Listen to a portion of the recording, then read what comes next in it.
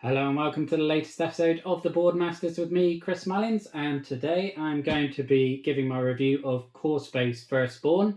There are timestamps down below if you do want to jump ahead to the review, but just want to address the fact that I haven't been around for a while. This is my first video.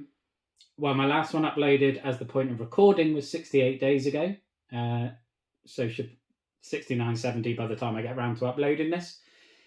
And obviously that's by far the longest gap I've ever had on the channel. I wasn't long ago that I was doing a daily video, but you know, life happens, and with a change of career and going back to college and illness and everything and family holidays, these last 2-3 months have been absolutely hectic.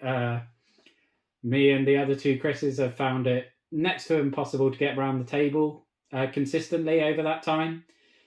For example, the campaign of this, Mr. Brown and I had taken probably 6 months to get through it, when it probably, if you're doing it on a weekly, you'll get through it in half that time. I just want to apologise really and thank everyone for hanging around. To be honest, when I loaded the app up with the YouTube studio, I expected to have bled all my subscribers and be back to zero, but I think I've actually grown like 20 subscribers since I last did a video, which seems bizarre to me. And it may not sound a lot, but I think that accounts for like 5-10% of my overall subscriber number. So it is a decent chunk when there's been no new output. But that's that. I just want to say again, I apologise for not doing any new content, and thank you very much for sticking with me or joining the channel if you have in the meantime. But let's dive into the review of Core Space Firstborn. As always, I'll cover the 5 categories, so art style and theme, component quality, accessibility, replayability, and the overall gameplay. And diving straight in on the art style. I love the art style on the box and in the rulebook. The art is just really, really attractive. It doesn't really carry through to the game as such for me, because... And it's related to the theme, so let's dive into the theme. The theme is basically you're a team of scavengers who are in deep space, mining and searching asteroids, looking for Firstborn gear. And so you dive into an asteroid, your crew goes in, you're searching stasis pods and treasure chests and mining walls and things, trying to find the best gear, the best equipment you can.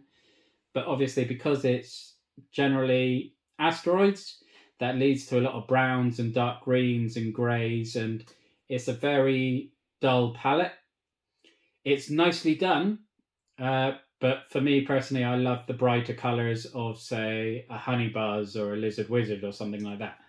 So the art style is very good. It's just not my personal taste, but I do love the theme. I love that adventuring sort of, that tension you have when you feel like probably the enemies are stronger than you and you're having to get in unnoticed and stealth it as much as possible and get what you can and then get out of there before it gets too hot. And that really feeds through into the gameplay as well, which is really impressive and one of the biggest things that I like about the game. So I think generally it's a positive, particularly if the color palette and things is to your style and to your tastes, really. But that's it for the art style and theme. On to the component quality, and this one, again, I suppose it's a little bit inconsistent. I mean, the table presence of this game is absolutely phenomenal. It's second to none. The 3D terrain, once it's there, it's on the table. The miniatures, it just looks spectacular. It looks intriguing. You want to dive in. You want to explore these environments, and for the most part the components do a really good job of what they're supposed to. The actual basic terrain just clips together really, really easily, and it's pretty durable. It's decent quality cardboard, but again, by the nature of it, when you're clipping and unclipping things, you're going to get some wear there, and there are these like hanging vine bits which you have to sort of pop them through a hole to get them to fasten, and that little, I don't know what the term is, little knobbly bit that goes through the hole can bend, and then it's just a bit awkward to get it in and out and can look untidy. And when you're punching out all of these intricate bits of vines and things, it's pretty much inevitable that you're going to get the odd bit where the artwork's going to catch and rip off. And for me, there was maybe a handful of pieces out of hundreds that had that. And to be honest, once it's set up on the table, you don't even notice it. And there's usually enough parts, unless you're spectacularly unlucky with all of one specific type, there's enough spares that once you've set up your scenario, you probably don't even need to use the ones that are ripped. But it is a problem, and particularly when you're constructing some of the big bits from the expansions, like the patrol shuttle and the teleport gate and the gates of Risa, for example, they can be very, very fiddly to put together. And yeah, again, you just get the connector bits. If they just get a bit bent, then they may not go in very well, and it's just not ideal at times. But the overall impact that you get from it is stunning, and it's worth it, in my opinion. It just does then. Yeah, it's mixed. It depends on your mileage. It looks stunning, and in my opinion, I would happily do it all again. But yeah, eventually, if you're playing it a lot, it's gonna get some wear and tear, and you're just gonna have to accept that as best you can, I guess. And if you're particularly good at maintaining that sort of thing, then you'll be laughing, really. But yeah, going into accessibility, with all these components, the setup and teardown is massive. You're probably looking at 45 minutes for each scenario by the time you've pieced all the scenario together, all the all the terrain together, and then you've got all the specific right gear sizes and the right denominations, and each different type of like stasis pods in your treasure chests. They have to have like 2 big ones and 1 small one, and randomized, and then they've got to go on the map in a certain place, and you've got to have the right miniatures, you've got to have the right sort of quest items and things. So it does take a lot of time to set up and to tear down.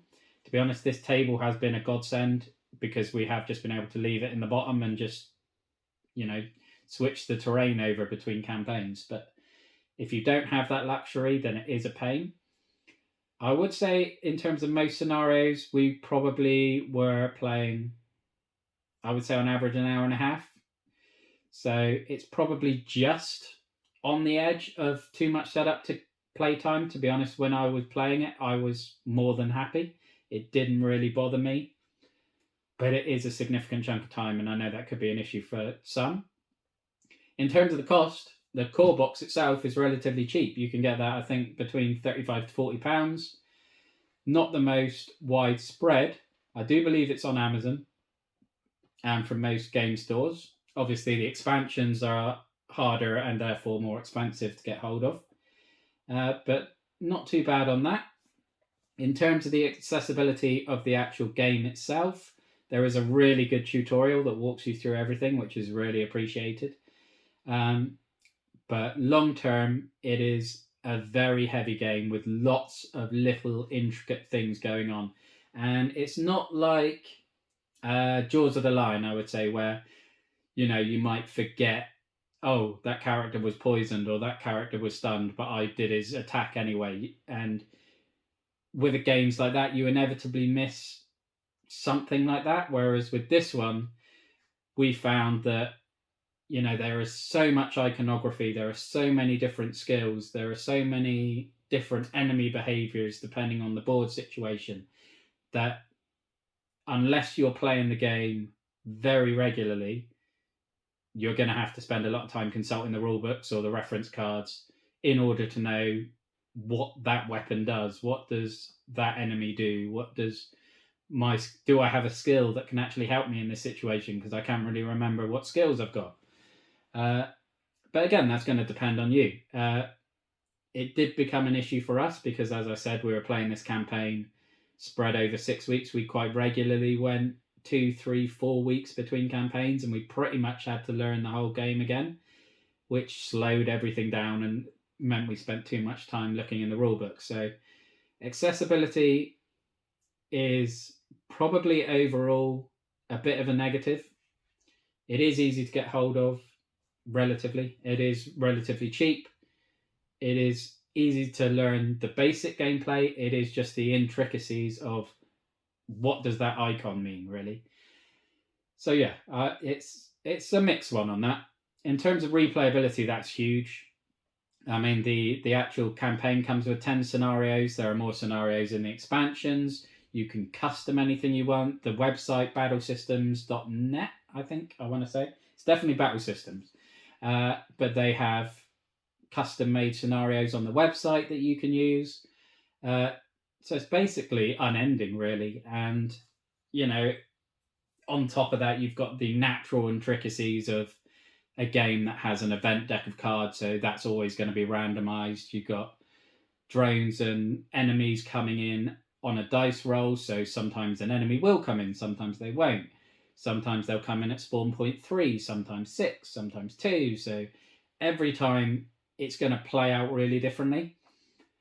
So yeah, you can replay the same scenarios endlessly if you wanted to, with minimal actual changes to the terrain, but with some small tweaks and rearrangement of like the chests and the pods, and you can easily vastly change the way a scenario is going to play out, which is fantastic, really, because if you're wanting replayability and value for money, you're going to get bundles of this, because I think on ours, the campaign alone, we took 20 to 25 hours, which for the expense, I'm more than happy with, to be quite honest.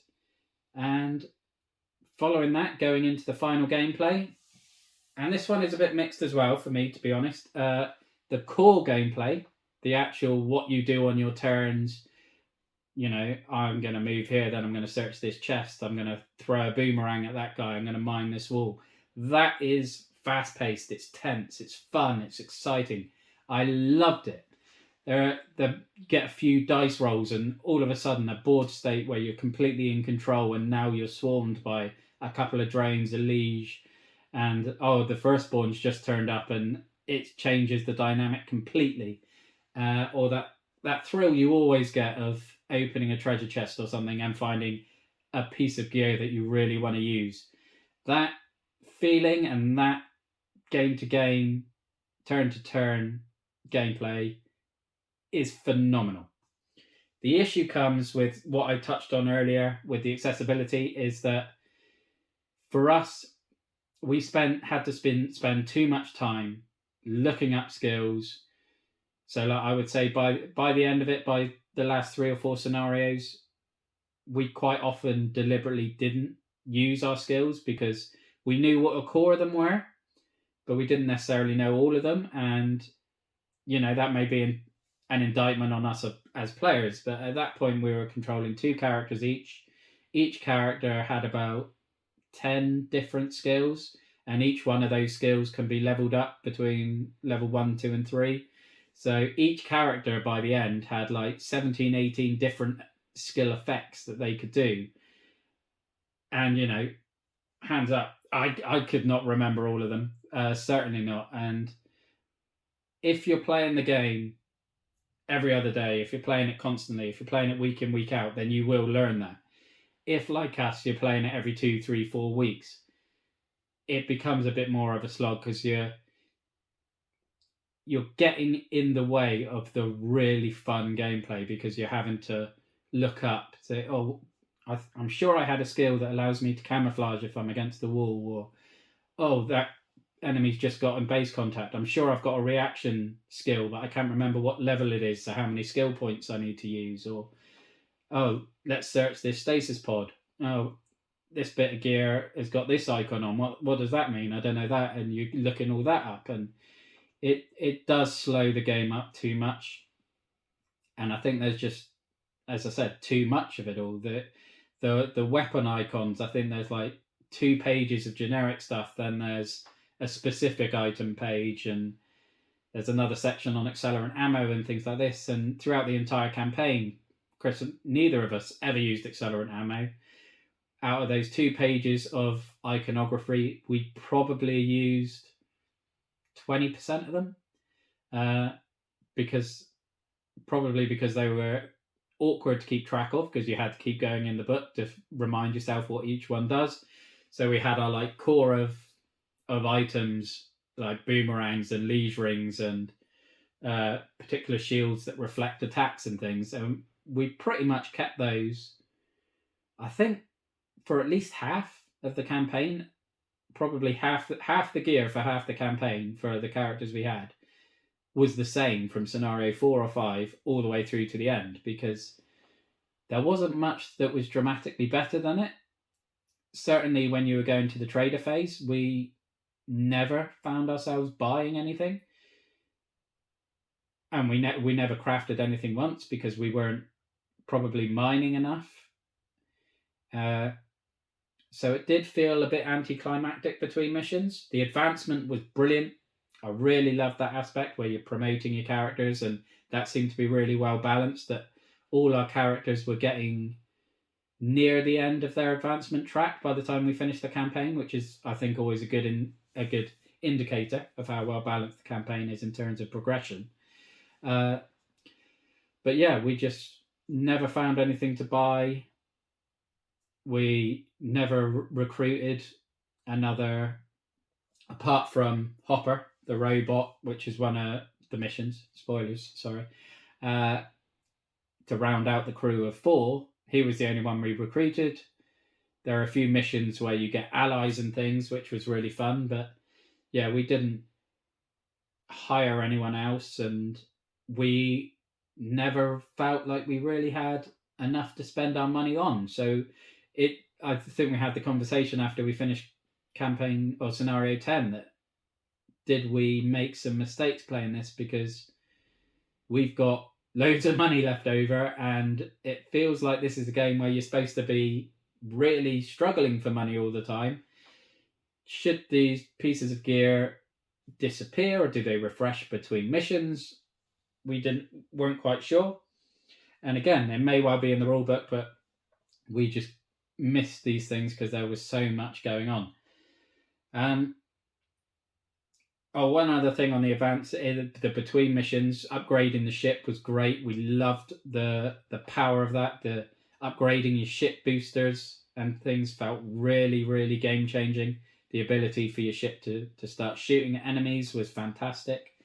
I don't think that may be carried over to the rules particularly well now and again, because I know there is one mission, again, spoilers, where you are stuck on an asteroid and the Dyson reactor is going to blow up and you have to get there in a set number of turns. Now, in the flavor text, it does say that your ship has had a critical failure. But it doesn't say it doesn't specifically say you cannot use your ship upgrades in this scenario. So the critical failure may just be the main thrusters, not the little ship ones, the little sideway docking thrusters, I think they're called. So we just ended up on the first turn using our docking thrusters to move to the other side of the asteroid and turn the bomb off within 2 goes, and then it was just, let's hold this position and find some gear, which was a bit of an anticlimax. And, thematically, we probably did play that wrong, but it is something that could just be resolved by a one-line clarification in the rulebook of your ship's had critical failure, you cannot use ship upgrades this mission. But again, you get these little things. When a game's so dense and heavy, they can't find everything, and you can't expect them to test everything, I think, with a game this size. But that one was quite a glaring one that I thought anyone that's played this scenario by this time will have ship upgrades. Surely someone's asked the question, can I use them with this critical failure? But that aside, I've probably rambled on too much, and it's time to get to the final thoughts and final scores. With this one, I'm probably going to give it a 7.5. Is it going to stay in my collection? No, to be honest. I don't imagine I'm going to get it to the table again, because the negatives don't outweigh the positives for me, but probably it's more the backlog that's going to stop it getting to the table again, to be fair. But at the core of the game, core of Core Space is absolutely phenomenal. The sense of progression, the actual missions that you go on are great, and that turn-to-turn gameplay is just so much fun. If you're getting this as a lifestyle game where you're going to play it all the time and you're going to be able to learn those skills, learn that iconography, this game is phenomenal for you. You can probably add at least 1, probably 2 points onto my score if you're going to be using the game that way.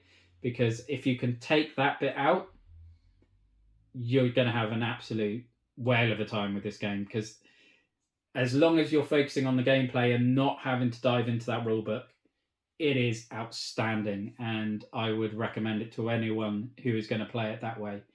If, like me, it's a game where you're going to get it to the table once every 2, 3, 4 weeks, I don't know if I could recommend it. I certainly couldn't recommend it wholeheartedly because it can feel like a bit of a slog at times.